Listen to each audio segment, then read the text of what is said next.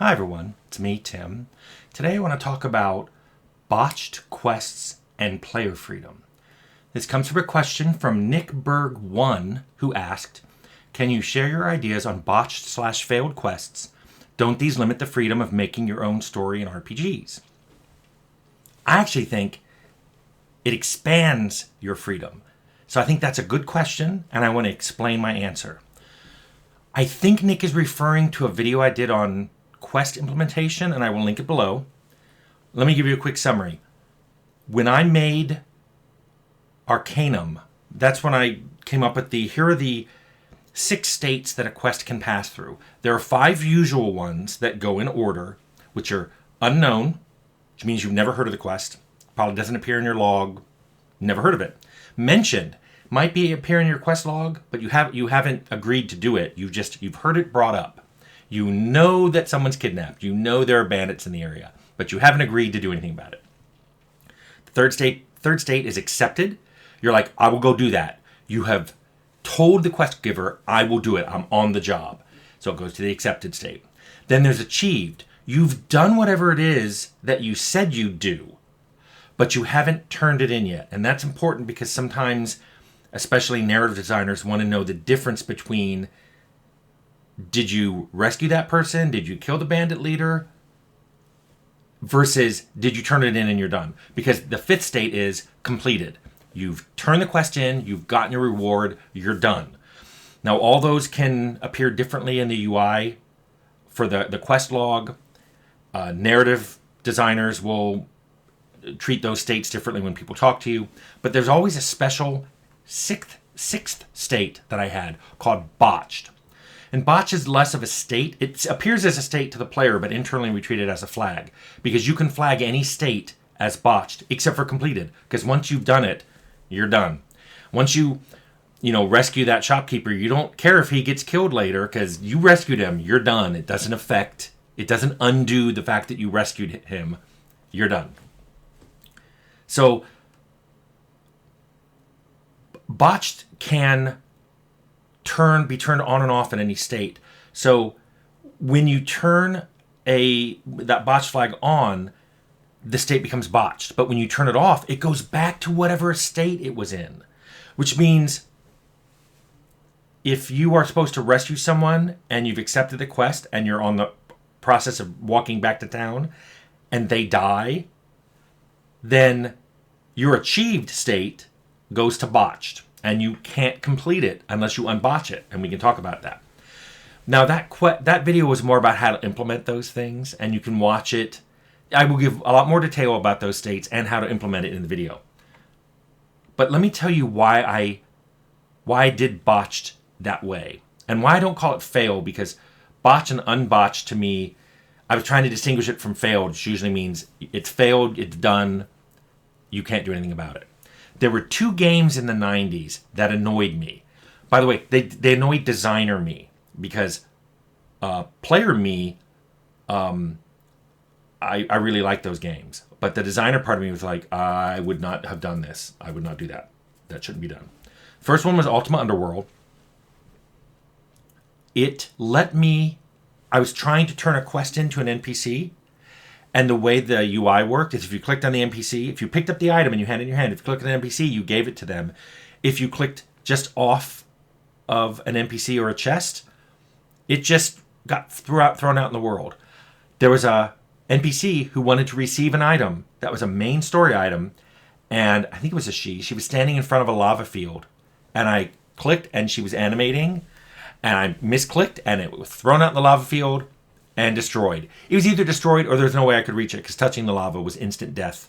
There was no way to protect yourself from it. So the item was unretrievable, and that quest was now uncompletable. But I don't think it went into an uncompletable state. It was just, I couldn't finish the game.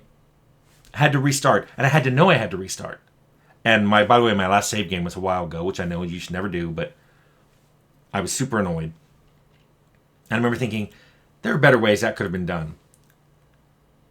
And then the second game was Baldur's Gate, the first one. It had a quest to rescue a farmer's kid.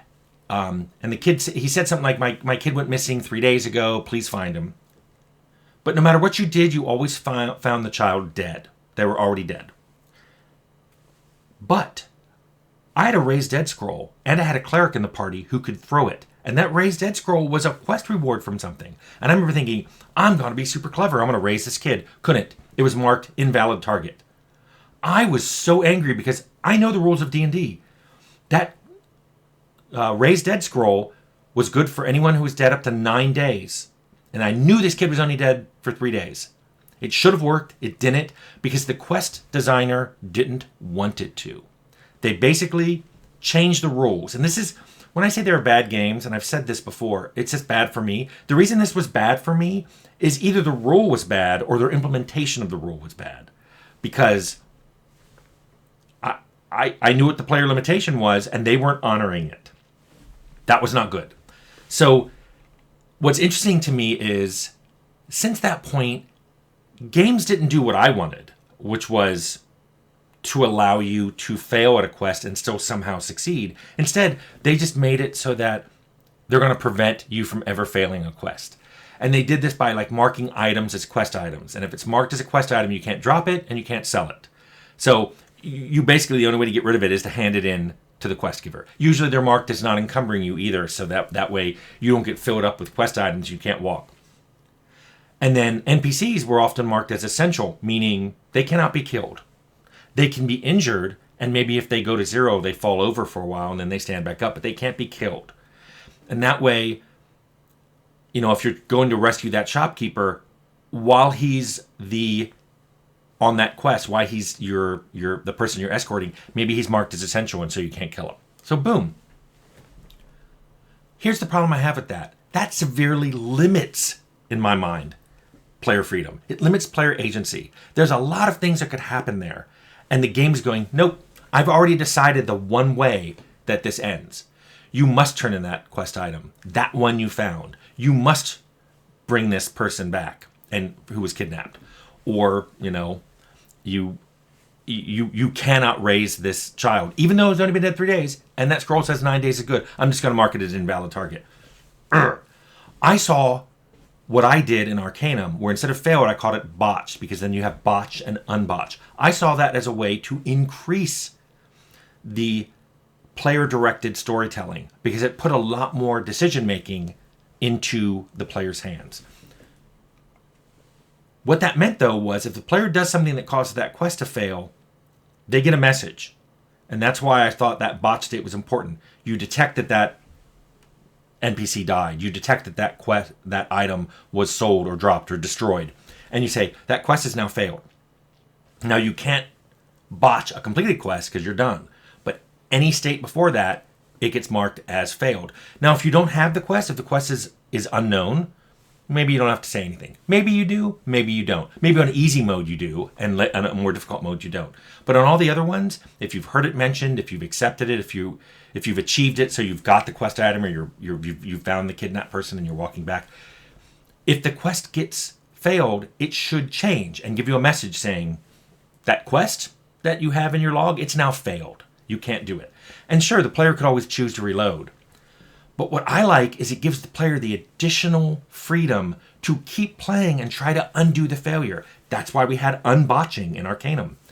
So the way this would work is if you're on an escort mission and you're coming back with that shopkeeper and that person dies because you get waylaid by bandits and they happen to shoot him or they do an area of effect thing and the shopkeeper dies, raise him from the dead. There are scrolls and maybe potions and other things. You can bring him back from the dead. If you're on a dialogue mission and the person you're supposed to talk to died, either because an NPC killed him or, it's frequently happened in QA playtesting of my games, the player actually killed the person they were supposed to talk to. Well, guess what? In addition to trying to raise them from the dead, that's why Arcanum had Speak with Dead. You could kill someone who had vital information and you could still get it from them. Sure, you could raise them from the dead. That's option 1. 2, you could speak with dead and try to convince them to tell you anyway. I hope you bought your speech skills, right? Or maybe there's another way to get it. Maybe they have a locked safe and the information is in there. But what I liked about that is there was all kinds of ways you could continue. For the quest item being dropped or sold, you can always go back and get it. just especially if that item is marked as the shopkeeper won't flush it out of their inventory for any reason. So if you sell it to a shopkeeper and then you realize you sold your quest item, you have to go back and buy it, and he'll probably sell it to you for more money than he bought it from, because he's a shopkeeper and he's got to make money. But here's another idea. What if you go find another one? What if they ask you to go get something and that thing isn't completely unique? As long as you bring them back something, maybe you can make them happy with it. Maybe finding that other one, you can turn it in, and with a speech check, you can go, come on, man, you wanted Joe's wand of fireballs. I brought you a wand of fireballs. It even has more charges. Come on, take it. Maybe you can do that. Or maybe you can craft a wand of fireballs. Yeah, what a great way of getting crafting involved in story, involved in quests, as a means of finishing them. And it may be a replacement. If they said they wanted a wand of fireballs, sure. You can just craft one and go, here's your wand of fireballs. You didn't go get the one they said, I know there's one here. It's like, they didn't care. They just wanted a wand of fireballs.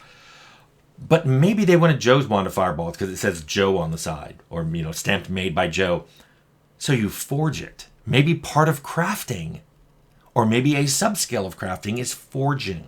It's making an item, a document, or something that looks like something else. So when you use that crafting skill, part of that skill, or the crafting skill, or the sub-skill forgery, depending on how often you want to do this, is to make a new one that looks like the one you were supposed to get.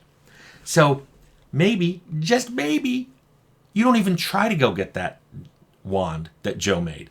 You don't feel like dealing with those bandits. Or maybe there's a pesky dragon in that cave and you're like, you know what? I'm tired of dragons. I'm tired of dealing with them. I'm just going to go straight to forging. Now, yeah, it requires you to have a certain amount of skill, and it probably requires a certain amount of materials. Maybe Joe's wands are always tipped in silver. So you're like, I got to go get silver. Or maybe he tips them in orichalcum, and you're like, I don't have any orichalcum. Okay, maybe you have to buy it. Maybe you have to go find it somewhere else, but maybe hopefully there won't be a dragon guarding it. What I love about this is it gives you an alternative. It gives you a way of doing it that's fun. It involves exploring. It may involve combat. It may involve dialogue. It's got all the things wrapped up in there. And what is this? Crafting is now involved as a potential quest solution. Suddenly crafting's out there not just to give you XP or to let you make extra potions, which you probably won't ever use, but you can use them to complete quests. You can craft the thing the person's asking for rather than go get it. I'm going to argue that botching and unbotching quests, by its very nature of being unbotchable, adds to player-directed story and increases the player's agency and freedom in the game they're playing. So I hope that not only does this answer your question, Nick Berg 1, I hope you find it to be a good answer, because I wish more games would do this.